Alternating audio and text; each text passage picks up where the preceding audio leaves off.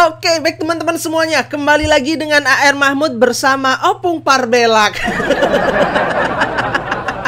Ya teman-teman, di video kali ini ya, kemarin Pak Prabowo Subianto melakukan reshuffle di kabinet kepemerintahannya. Banyak kejutan bagi para kaum 16% dan 24%. Kenapa? Karena mereka ya, kaum 16% dan 24% berharap Pak Prabowo Subianto ini menyingkirkan geng Solo. Tapi kemarin ya, dilihat-lihat ketika Pak Prabowo melakukan reshuffle, kok nggak ada ya geng Solo yang disingkirkan. Ya walaupun ada beberapa yang ya mungkin digantilah begitu, tapi gantinya tetap aja dari geng Solo. Pupus sudah harapan Anies Baswedan, Mahfud MD, Gatot Nurmantio, satu lagi kemarin yang capres gagal, Ganjar Pranowo. Padahal mereka itu sudah memuji-muji Pak Prabowo Subianto, ya mendorong-dorong ya, berusaha Anies ini masuk dalam kepemerintahannya Pak Prabowo Subianto, mendorong Gatot Nurmantio untuk menjadi menterinya Pak Prabowo Subianto. Tapi aduh pupus, sudah harapan mereka kubur dalam-dalam. Makin tambah sakit hati. Ya, kenapa? Karena Pak Prabowo Subianto sampai saat ini dengan Pak Jokowi hubungannya baik-baik saja. Ya, bahkan dengan wakil presiden ya tetap solid gitu loh. Apalagi ya, mereka selalu membuat isu yang ingin membentur-benturkan antara Pak Prabowo dan Pak Joko Widodo. Nah, seperti biasa teman-teman, kita masih bersama Opung Parbelak. Seperti apa kelanjutan dan keseruannya? Mari kita simak video Opung Parbelak bersama-sama sampai selesai biar teman-teman tidak gagal paham, oke?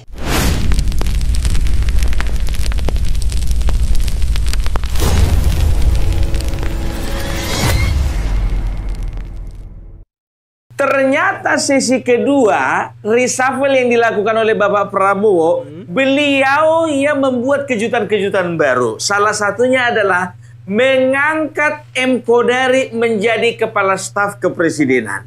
Yang jadi pertanyaannya lagi Bapak Prabowo, kenapa geng Solo lagi? Nanti ada yang marah loh. Kok geng Solo lagi? Geng Solo lagi ya. Begitu juga Menteri Pemuda Olahraga, kan begitu. Yang isi siapa? Erick Thohir. Kok geng Solo lagi? Ya, kalian tahu nggak ya? Sebetulnya ucapan sebutan geng Solo itu sampai saat ini aku nggak tahu siapa yang menciptakan. Apakah dari RT 16 atau RW 24? Bung, kayaknya itu adalah sebutan dari hasil kolaborasi lah, Bung. Karena dua-duanya baik RT 16 ataupun RW 24 sering menggunakan sebutan tersebut. Geng Solo artinya apa? Orang-orang yang dekat dengan Bapak Jokowi. Tadinya geng Solo ya, sebutan geng Solo mereka sematkan kepada para jenderal-jenderal ya, baik itu yang ada di TNI dan ataupun Polri yang dekat dengan Bapak Joko Widodo. Ternyata berubah lagi. Politisi-politisi yang dekat dengan Bapak Joko Widodo ternyata berubah lagi ya. Orang-orang siapapun itu maupun bukan politisi, yang penting pernah membela Bapak Joko Widodo dimasukkan dalam kategori geng Solo. Kita kan udah tahu kalau apa namanya Mr. Q ya, ini terkenal dengan Mr. Q. Mr. Q ini kan kemana-mana sering dia itu membela Bapak Joko Widodo. Ada misalnya contoh yang menjelek-jelekan Bapak Joko Widodo, dia berdiri sendiri pun nggak masalah, counter segala sesuatu yang menjelek-jelekan Bapak Joko Widodo. Sebelah sana pun juga menyerang Bapak Joko Widodo. Bapak M. Kodari ini mengcounter lagi ya, semua serangan-serangan itu. Jadi aku mikir, Bapak Prabowo, kata Refli Harun, katanya Bapak sedang bersih-bersih geng Solo. Mana ya Pak? Mana ya? Katanya Bapak ingin apa namanya menghabisi geng Solo. Mananya Pak? Ya, termasuk juga dari Golkar, katanya Golkar itu dekat dengan Solo kan begitu ya. diberhentikan si siapa namanya, si Dito Aryo Tejo kan begitu, Menteri Pemuda dan Olahraga. Nggak taunya yang mengisi kursi Menteri Koperasi juga dari Golkar. Iya. Dari Golkar loh. Mana ini? RT 16 malah dicopot Budi Gunawan. RW 24 sampai sekarang nggak nongol-nongol orangnya. Masih ada Bu kesempatan satu lagi, apa itu? Menteri BUMN Bu. BUMN nih kosong. Yakin. Ngomong-ngomong lah dulu masalah Menko Polkam ya. Jadi dari kemarin biar tahu kalian udah capek si Refli Harun ini mengiklankan, mempromosikan Gatot. Capek nih biar tahu kalian. Ya. Jadi kemarin biar tahu kalian sebelum pelantikan kan ini kan kemarin bisa dikatakan desas-desusnya kan belum ketahuan siapa Menko Polkam kan begitu. Jadi 2 hari yang lalu ya si Gatot di situ bikin judul ya di dalam podcast itu, makin kuat Gatot gantikan Budi Gunawan.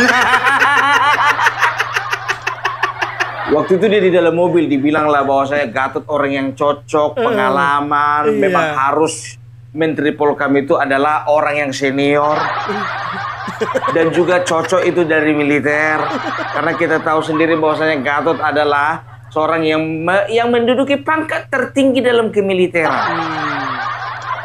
Pokoknya diiklankan habis biar tahu kalian. Ya kan, di angka-angkanya si Gatot ini. Itu sebelum pelantikan. Iya. Sebelum ketahuan Bapak Jamari Candiago dilantik. Nah setelah ketahuan Jamari Candiago dilantik, ya kan, dia bikin podcast baru lagi. Judulnya apa bilang? Gatot tolak mentah-mentah tawaran menteri. Lapet. Kemarin gue bikin judul Gatot cocok untuk gantikan Budi Gunawan. Sekarang cari aman dia. Gatot tolak tawaran menteri.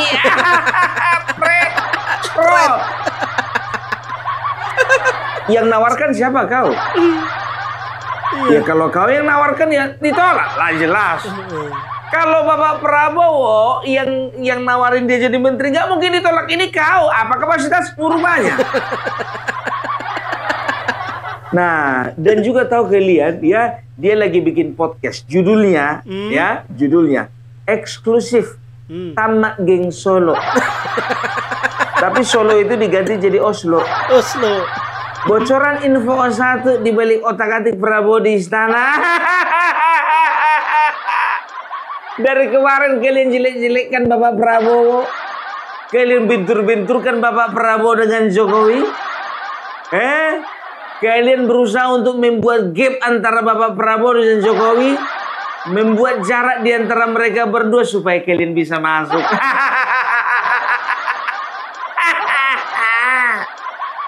Ya, dan mereka menghadirkan orang-orang di dalam podcast mereka ya yang seolah-olah ingin mengiklankan bahwasannya rakyat dari RT 2, RT 16 dan RW 24 agaknya bisa dipastikan masuk kabinet. Gak percaya kalian ini nih, kalian tonton dulu ini. Nanti masukkan Anies, masukkan Ganjar dan PDIP sana. Ini. Jadi Prabowo itu musuh-musuh politiknya seperti yang dulu-dulu itu. Prabowo ini adalah orang yang tidak pendam, orang yang tidak memiliki dendam, orang yang tidak memiliki kebencian turun-temurun pada orang itu. Tapi adalah dia benar-benar selesai. Oleh karena itu memasukkan Gatot Nurmantio, masukkan Anies, masukkan Ganjar dan PDIP sana. Ini adalah rekonsiliasi untuk memperkuat pemerintahnya Prabowo. Kalau kita lihat Gatot misalnya, Gatot itu kan pengkritik Prabowo, tapi bukan pengkritik Jokowi, tapi bukan pengkritik Prabowo. Sampai sekarang pun dia kan tidak pernah mengkritik Prabowo. Ya, makanya saya bilang kan ada pernyataannya Gatot tentang anasir-anasir itu kan. Nah sekarang kan terbukti kan. Terbukti bahwa saya hakul yakin tidak mungkin Prabowo.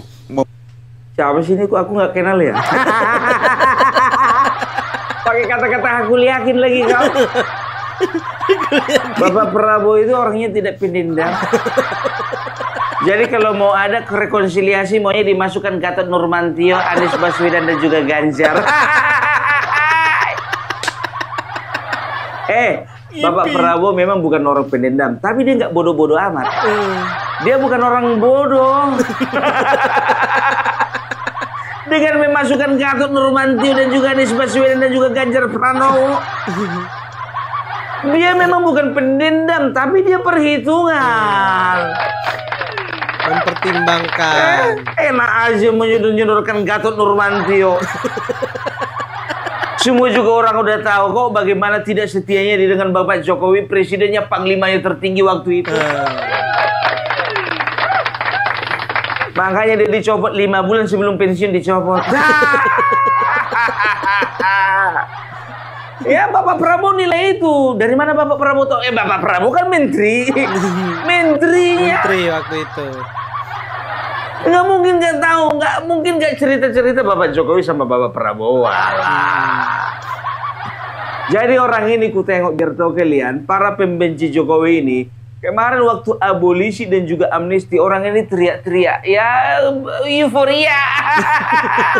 Ternyata Prabowo sudah menjauhi Solo. Ternyata Prabowo sudah menjauhi Jokowi. Ternyata Prabowo sudah meninggalkan Jokowi. Kan begitu kan? Ya ternyata biar tahu kalian, tebakan kalian itu salah, komandan. Ya inilah dia biar tahu kalian, ya kan? Untuk membungkam PDIP, ya harus diberikan amnesti kepada Hasto Kristianto, ya kan? Harganya terlalu murah. Kenapa gue bilang terlalu murah? Sebetulnya bisa aja PDIP, ya kan? Ya biarkan, relakan itu masuk di penjara, ya cari gantinya yang baru, ya kan? Iya. Terlalu murah. Bukan mahal, terlalu murah harga yang dibayar untuk membungkam PDIP untuk tidak keluar-keluar selama pemerintahan Bapak Prabowo. Ya kan begitu. Nah coba sekarang ya, Budi Gunawan dicopot, mau ngomong apa PDIP? Ngomong apa? Yakin kalian Budi Gunawan dicopot karena memang kerjanya nggak becus, ya itu akan ribut ketika Hasto tidak dibebaskan. Mikir nggak sampai ke situ kalian? Benar. Karena Hasto sudah dibebaskan, biar tahu kalian, sudah diberikan amnesti, ya kan? Makanya mereka nggak berani ribut. Nggak berani ribut. Coba kalau Hasto belum Budi dibebaskan. Gunawan gitu loh, orang dekat Megawati gitu loh. Coba. Oh, Coba. iya. Ada yang keluar ada. Deddy Sitorus, Guntur Romli ada. Nggak keluar dia. Aryo Seno ada. Mana? Bener loh. Itu dia, makanya aku bilang terlalu murah. Tapi mereka cukup tahu diri. Kan begitu, cukup tahu diri. Nah ini biar tahu kalian RT 24 nggak tahu diri. Udah dilepas sponsornya, udah dilepas donaturnya. Mau juga nyorong-nyorong orang ya. Nggak tahu malu, nggak tahu diri. Jilat. Ya kan, kalau mau ada rekonsiliasi, ya lebih bagus Bapak Prabowo ya memasukkan nama Gatot Nurmantio, Anies Baswedan dan juga siapa namanya itu Ganjar Pranowo. Nggak perlu, nggak penting-penting amat tuh. Capek kalian memuja-muji Bapak Prabowo kan? Capek kalian. Ya, capek. Jadi memang paten kali perhitungan Bapak Prabowo ini. Pak, Bapak teman Bapak diskusi siapa sih, Pak?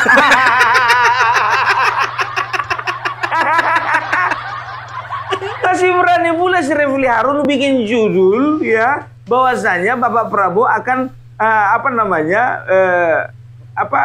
tamat geng Oslo katanya. Apaan tamat? Di dalam masih ada, ya di dalam itu masih ada Bahlil, Erlangga baru Erlangga Hartarto. Setelah itu masih ada lagi di dalamnya itu Bapak Erick Thohir, masih ada Tito Karnavian, masih ada Listio Sigit, masih ada Agus Budianto. masih ada M Kodari. Tambah lagi masih ada Raja Juli Antoni. Iya. Tambah lagi masih ada Giring. Mau tambah lagi? Udah pun mencret tadi ya. Geng Solo. Masih ada lagi siapa namanya, Wahyu Sakti Trenggono. Iya. Masih ada Budi Gunadi Sadikin, Menteri Kesehatan. Iya. Tamat. Penilaian nggak bisa dipertanggungjawabkan. Bikin hoax aja kerjaan. Aku jujur aja, ini siapa ini Gatot ini dari dulu nih nafsu kali nih masuk ke pemerintahan.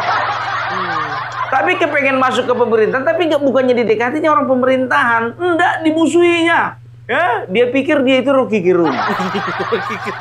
Kalau Rocky Gerung iya kan makin besar congornya, makin tinggi nilai tawarnya. Tapi sekarang enggak lah. Bapak Prabowo lebih mencari orang yang bekerja daripada yang cocote. Bergerak terus kayak pantai ayam. Tahu kalian pantai ayam kan?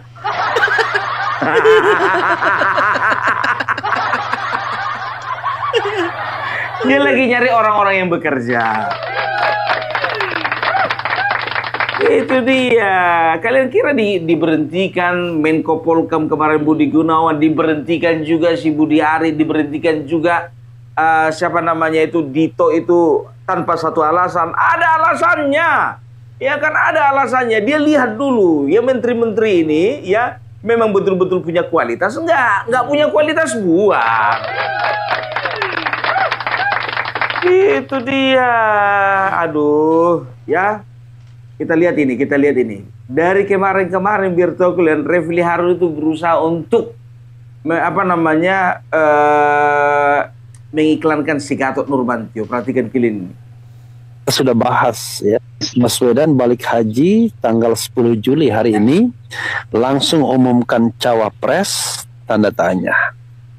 Kemarin kita sudah bahas ya gosip pengamat Faisal Assegaf yang mengatakan bahwa SBY sudah merestui Gatot Nurmantio sebagai wakil presiden atau calon wakil presiden dari Anies Baswedan.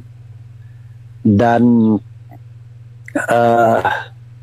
itu adalah langkah yang penting ya, walaupun kemudian tentu selanjutnya ada di tangan Surya Paloh kalau seandainya memang Anies Baswedan mau memilih Gatot Nurmantio.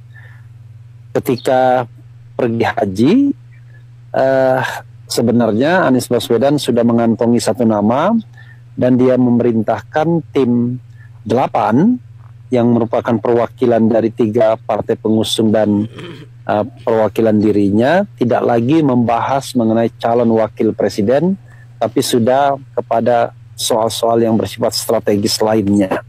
Karena sudah yakin calon wakil presidennya itu Gatot Nurmantio.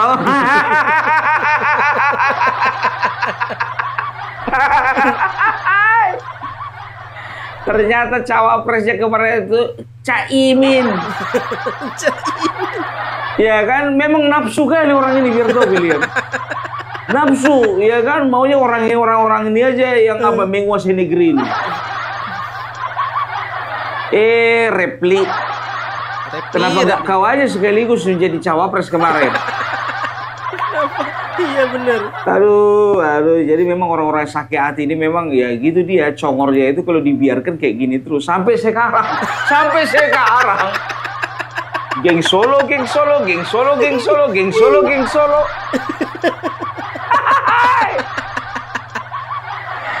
Jadi ya kita bisa lihat begini ya, kita bisa nilai secara objektif bahwasannya Bapak Prabowo itu ya saat ini lebih mementingkan cara-cara untuk membuat bangsa ini makin maju ya dengan memilih orang-orang terbaik tanpa melihat ya dia itu backgroundnya dari mana, partainya partai apa, ya kan begitu. Nah, tapi kalau masih bisa ya, kalau masih bisa diusahakan, ya kalau bisa sebanyak-banyaknya dari Partai Gerindra. Lah, yang menjadi ketua PCO Partai Gerindra. Iya. Kan begitu. Tapi orang apa namanya, orang dekat Bapak Joko Widodo nggak digeser-geser. Makanya sampai sekarang jujur ini menguatkan keyakinanku ya bahwasanya Bapak Prabowo dengan Bapak Joko Widodo ternyata tidak ada apa-apa.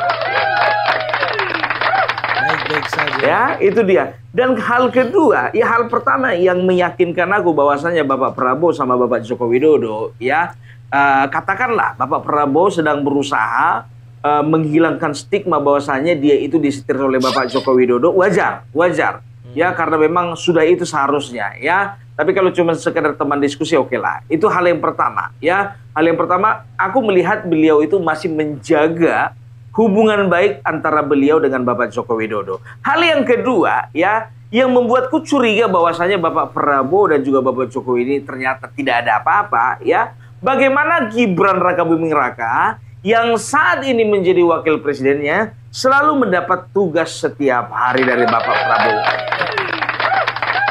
Kunjungan ke Sumatera, kunjungan ke Jawa, kunjungan ke Kalimantan, kunjungan ke Papua baru-baru ini, biar tahu kalian ya, itu langsung perintah dari Bapak Prabowo.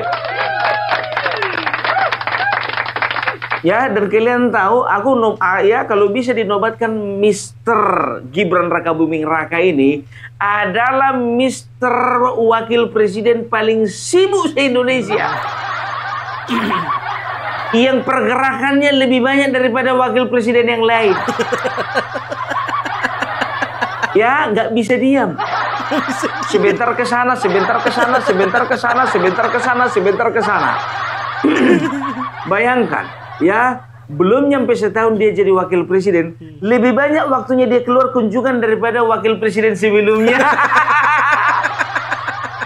Mahru Amin, JK, Iya. Trisutrisno, Budiono, dan lain sebagainya, biar tahu kalian. Lebih banyak jam terbang ya, padahal baru 1 tahun pun belum.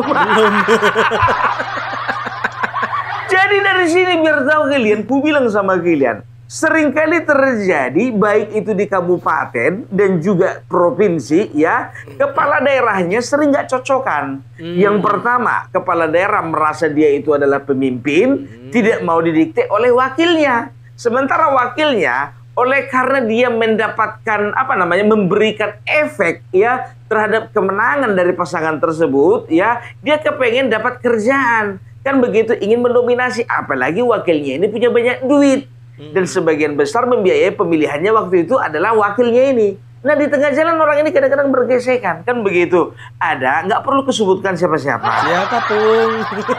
Contoh, ya, dengar ya, desas-desusnya seperti yang terjadi di Provinsi Riau. Beberapa tahun lalu Kabupaten Meranti.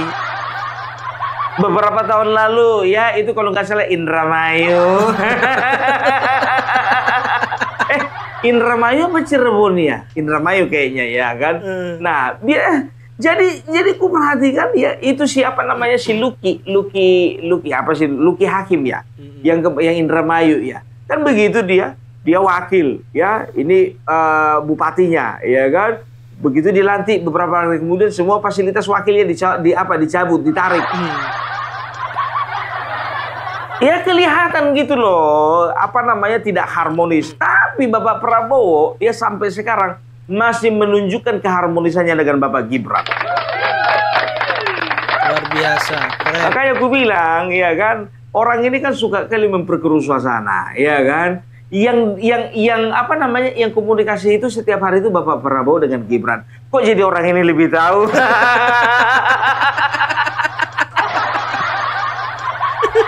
Perhatikan kalian coba, ya, seolah-olah Bapak Gibran itu diberikan keistimewaan oleh Bapak Prabowo, ya, untuk menghandle, ya, untuk memonitor apa-apa saja kejadian di dalam negeri.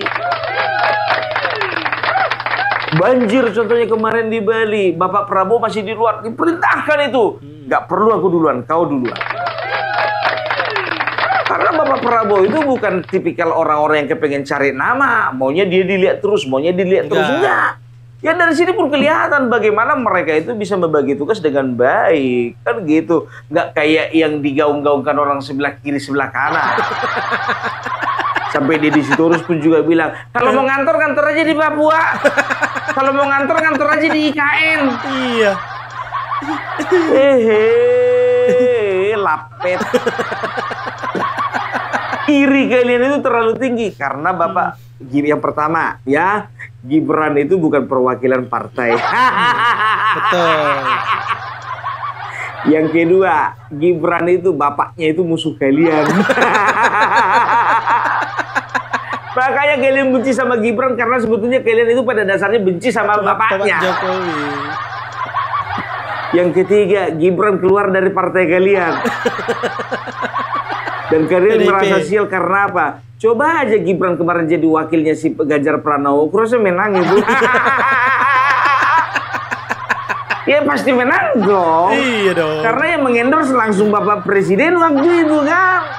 Langsung. Makanya orang ini ngerasa sial. Itu faktor-faktor yang membuat mereka itu benci sama Gibran. Yang keempat, mereka menganggap bahwasannya Gibran ini anak ingusan.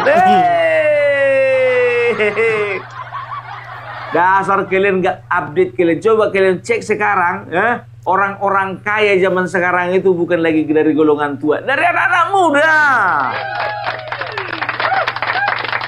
Itu dia. Ya, makanya aku bikin ya temanya, topiknya pada saat ini ya, geng Solo tetap diganti geng Solo. Biarkan, karena apa? Karena mereka sendiri yang menyematkan nama itu, ya kan? Mereka sendiri yang mengkategorikan orang-orang yang dekat dengan Bapak Joko Widodo dimasukkan dalam kategori geng Solo. Iya kan? Erick Thohir geser posisi. M. Kodari naik posisi. Ya, dari Golkar begitu juga, tukar kepala. Dito keluar, Mukhtarudin masuk. Mau bilang apa? Dikeluarkan Budi Ari, oke nggak masalah. Mereka sakit hati karena apa? Karena satupun dari mereka nggak ada yang dimasukkan jadi menteri. Dari sebelah sini bukannya nambah menterinya, udah satu-satunya itu dicopot pula. Budi Gunawan. Capek kalian mikirkannya itu. Udahlah, nggak usah lagi geng Solo lagi. Oke, jadi itu dulu dari Pumpar Belak ya. Salam NKRI, NKRI harga mati.